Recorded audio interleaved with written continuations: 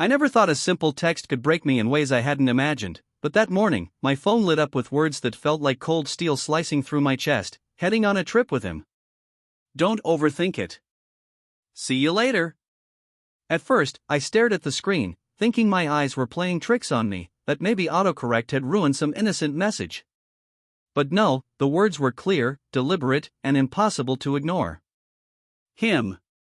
The word alone carried weight, the name of the man I had once called nothing more than an acquaintance, now the ghost of my wife's past, the one she had loved before me. I could feel my heart pounding in my ears, a mix of disbelief and rage that refused to settle. I remember pacing the apartment like a caged animal, trying to convince myself that it was a misunderstanding. Maybe it's a work trip, I muttered under my breath.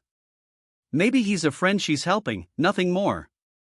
But deep down, I knew better. The way she had texted, so casual, almost teasing, made it clear this wasn't about work.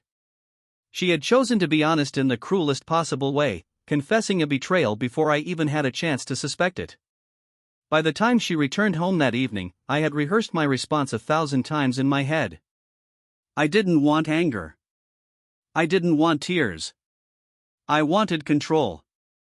I wanted her to feel the weight of her actions without me losing myself in emotion. And when she stepped through the door, smiling as if nothing had happened, the calm I had been cultivating snapped into sharp focus. She started talking about the trip, the places she had visited, the meals they had shared, the little inside jokes I didn't belong to. My chest tightened with every word, but I held my composure. I didn't interrupt, didn't lash out, didn't beg her to explain. I just listened. And when she paused, expecting some reaction, I looked at her and said 2 words that would shatter everything between us: leave. Now. Her smile faltered. Her eyes widened in disbelief, like she hadn't expected this kind of quiet devastation. Wait, what? She stammered, stepping closer as if proximity could soften the blow. Leave. Now, I repeated, my voice calm, measured, deadly. There was no pleading, no anger, no hesitation, just a simple command. She froze, realization dawning, and for a moment, I saw panic flicker across her face. The confident, teasing woman who had thought she could toy with my emotions in my absence was gone, replaced by someone vulnerable, exposed. I watched her stumble backward, confusion turning to anger. You can't just, this isn't fair, she shouted, her voice trembling. But I didn't respond. I didn't need to. The weight of my 2 words carried more finality than any argument she could muster.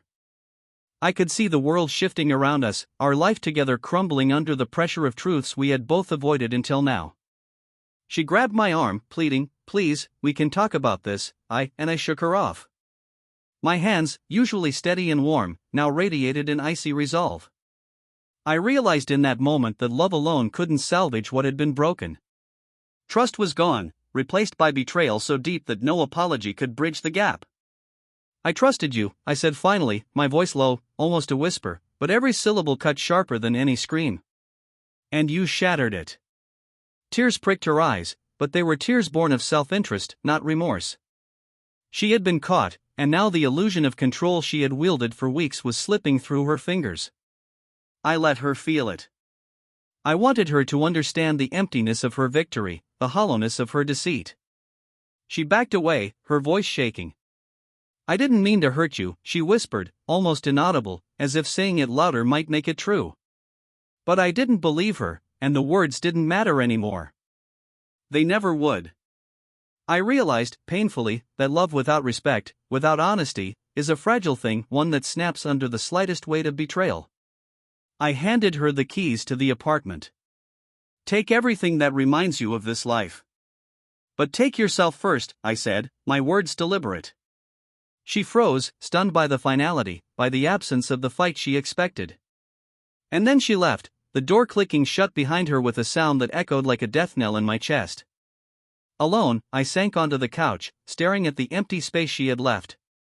The apartment felt different, unfamiliar, hollow.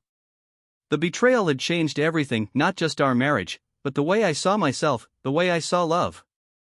It was no longer a gentle, nurturing thing, it was a battlefield, and I had just survived the first real war. Hours passed, or maybe minutes, I couldn't tell. All I knew was that the silence around me was suffocating, but also strangely liberating. I realized that my 2 words had done more than end a relationship, they had reclaimed my life, my dignity, my future. I didn't need to explain myself, didn't need to beg, didn't need to justify. The truth was enough. The command was enough. And in that suffocating stillness, I felt the first spark of relief, the faintest taste of freedom. Days later, the messages kept coming. Apologies, excuses, promises, but I never responded. I didn't need to. Every word she wrote was a reminder of what she had lost, of the finality of my 2 words. And in refusing to engage, I was telling her exactly what I needed to say without saying it at all: you are gone. And I am whole. In the weeks that followed, I rebuilt myself.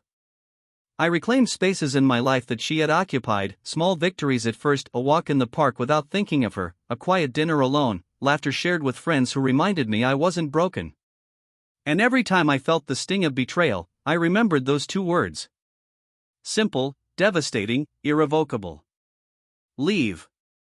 Now. They had shattered a life, yes, but in that destruction, they also created a new beginning. A life unburdened by lies. A life where trust could be earned again, where love could exist without fear. And while I would always carry the memory of her betrayal, I also carried the knowledge that I had acted with strength, with clarity, with a finality that even time could not erode. Sometimes, late at night, I still think of her. Not with longing, not with regret, but with a quiet acknowledgement that some people are chapters meant to end, and some words are meant to close the book. Leave. Now. 2 words that ended everything, and yet, in their simplicity, saved me.